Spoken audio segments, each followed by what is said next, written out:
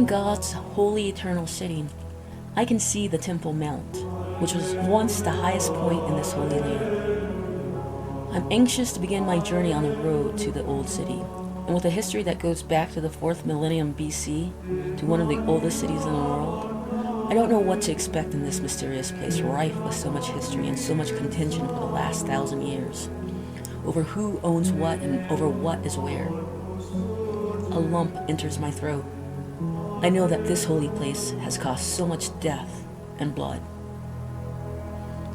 But here we are, at the gates of Jerusalem.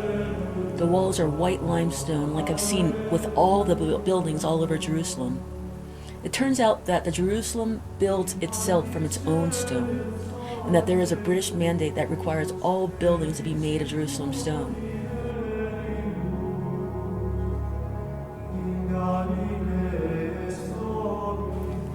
We enter Jaffa Gate, the only gate on the western side of the old city.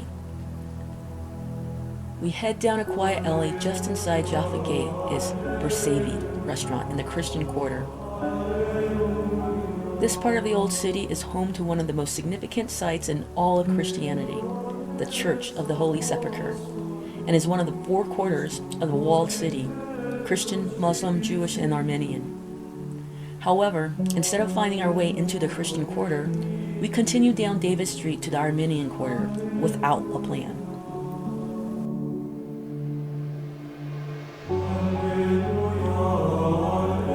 But as we wander from what could have been a sacred site renovated to a bar, I am shocked. You can drive within these sacred walls?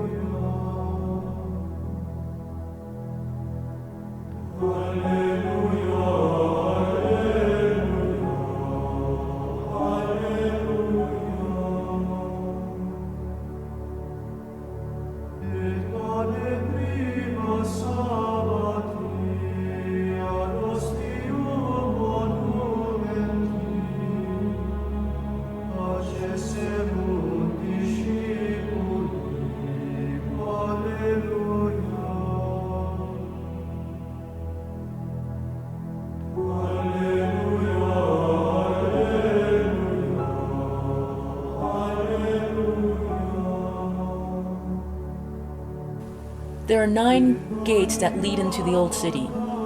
Jaffa Gate, as it stands today, was rebuilt in 1538 by the Ottoman Sultan Suleiman the Great.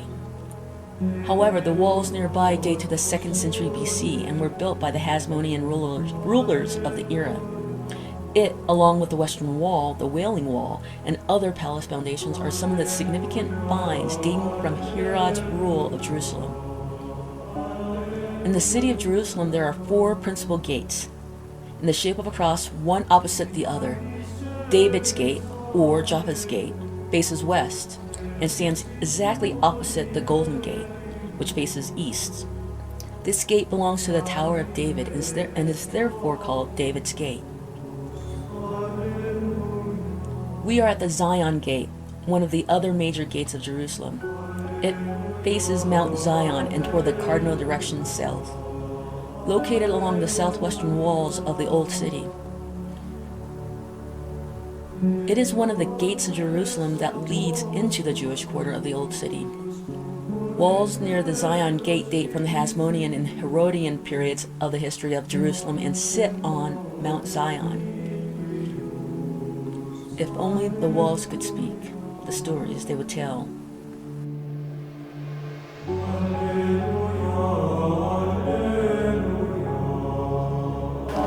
Okay, standing outside of the Zion Gate, this path leads to King David's tomb and to the scene of the Last Supper. We're gonna go check that out.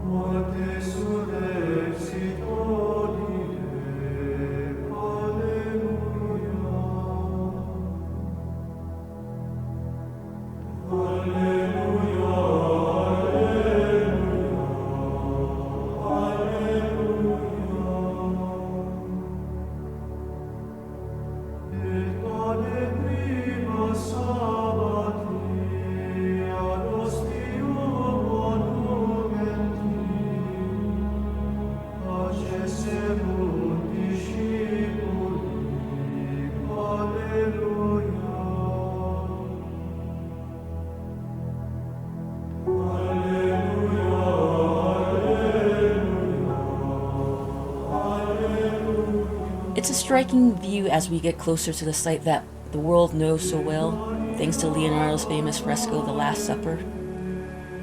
I half expect to hear the voices of Jesus and his 12 disciples with whom he set out from Capernaum to Jerusalem, sharing the Passover meal, and I envision the dreadful deed. Here cometh Judas to betray his beloved Jesus.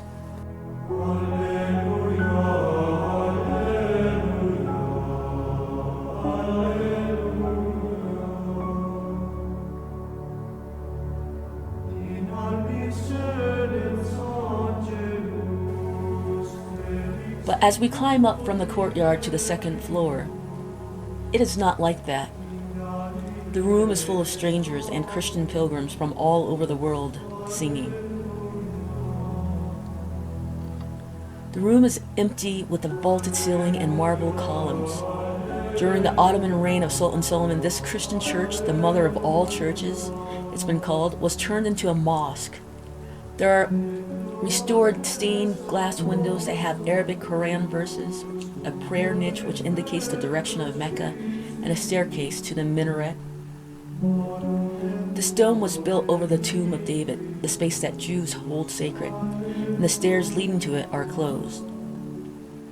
But we take the stairs by the minaret that lead up to the roof, which overlooks the Mount of Olives.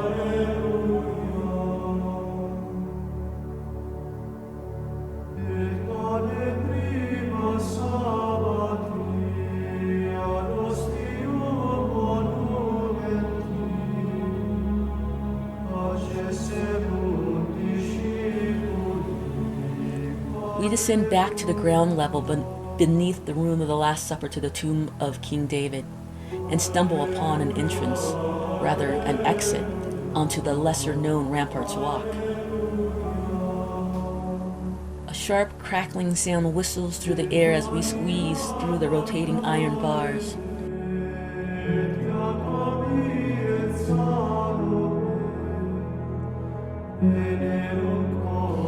It is perhaps the best kept secret in all of the old city, at least the most exciting activity thus far.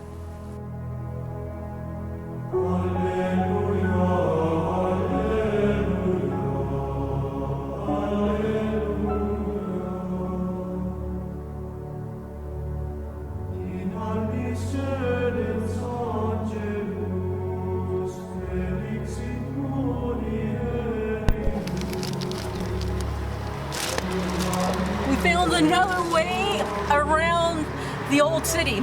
We're on the old wall, or maybe that's the old street, and it's right along the wall and it goes all the way around. So we're gonna take it until we get kicked out. There is a greater sense of the old city from up here on the rock wall tops. Later, I discovered the Ramparts Walk is divided into two separate walks, the north side and the south side. One starts at Jaffa Gate and ends at the Lion's Gate, from which you pass over the Christian quarter, then carrying you to the Muslim quarter, the New Gate, the Damascus Gate, Herod's Gate, and finally ends at the Lion's Gate, close to the Dome of the Rock. The other walk is shorter and ends at the Western Wall. Finally, I'm here at Jerusalem's most famous landmark. I'm here not for the gold-plated dome, but for the rock beneath it. The foundation stone significant to all of the Abrahamic religions, the three worldwide religions, Jewish, Christian, and Islamic, as well as the pagan religion, as a place where God created the world and the first human, Adam. It is also the site where Muhammad took off for Mecca, and is where Abraham was ready to sacrifice his son Isaac. And was the Ark of the Covenant, which housed stone tablets inscribed with the 10 Commandments, once stored here? This is not an ordinary rock. It is the rock of foundation that stood at the center of the world in the Holy of Holies within the Temple of the Jews. Unfortunately for me, one of the holiest spots on earth is also now an Islamic shrine, so I'm not allowed to enter to behold the mysterious rock and the secret cavern and tunnels beneath it. This is also the location of the Temple Mount, a temple that was founded by King Solomon in the 10th century BC, destroyed by the armies of Babylon in 587 BC, and rebuilt by the Jews who returned to Jerusalem after the captivity. King Herod replaced it with a new, larger temple a few years before the birth of Christ. Part of the original foundation of the Temple Mount is the Western Wall, the Wailing Wall, where the Jews pray, which is located just on the other side of the Dome of the Rock and the Dome of the Tablets, which is the most symbolic and sacred rock to the Jews. Jewish tradition views the Holy of Holies as a spiritual junction of heaven and earth, the Axi Mundi, and is therefore the direction that Jews face when praying the Amidah.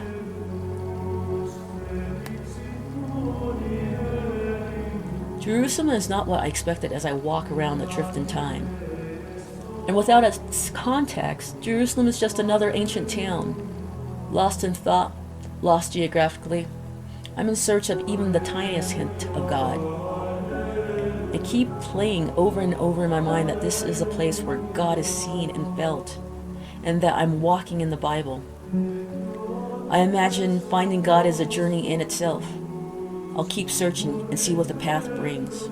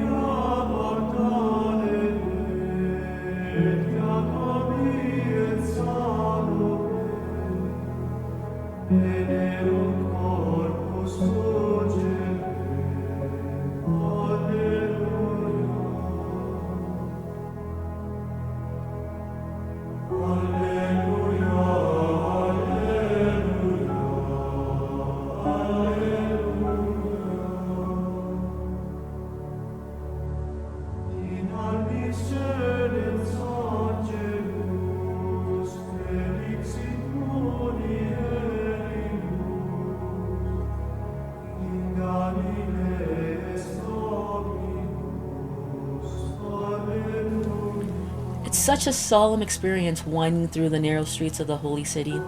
So many views of God broken up into so many parts.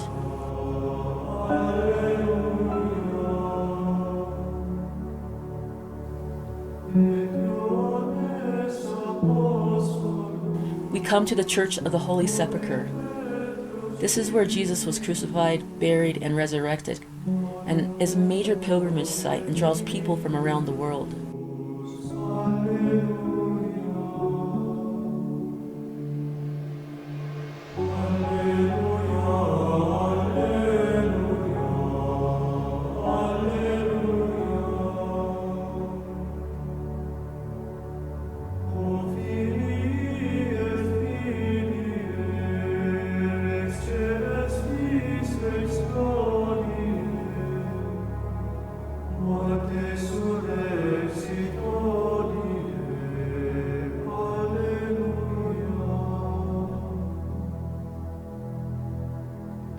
Alleluia.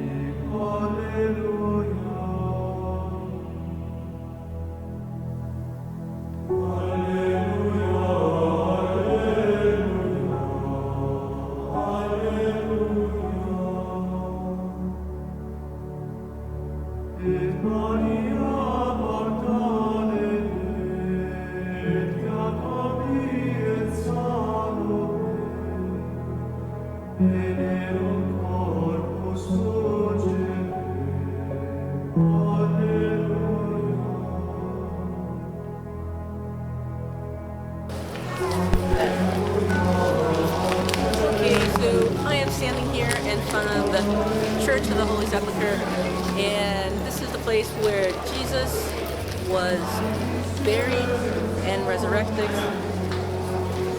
according to the Bible. So we're about to enter this place and see for ourselves.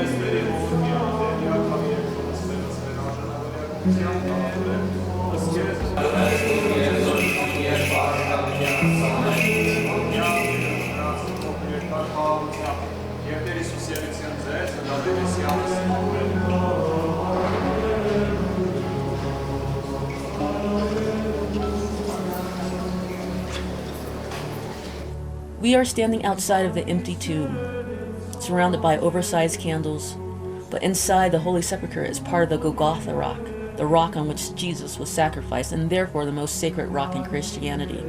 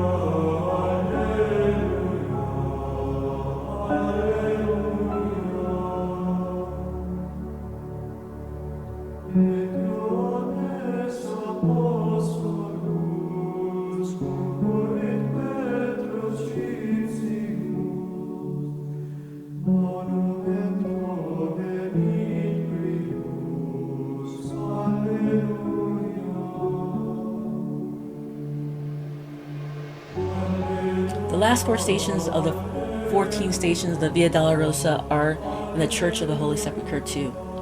These final 4 stations represent the final episodes of Jesus' passion, of being nailed to the cross, dying on the cross, being taken down from the cross, and lastly being placed in the tomb. The stone of the anointing at the Church of the Holy Sepulchre in the old city of Jerusalem is also known as the stone of unction, where Jesus' body was prepared for burial.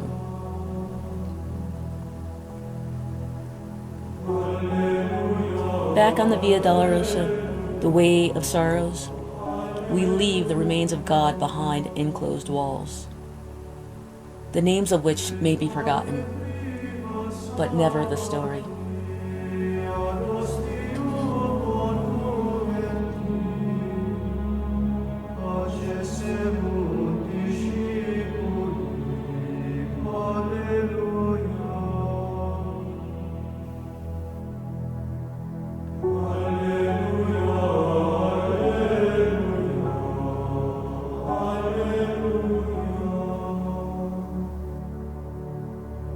It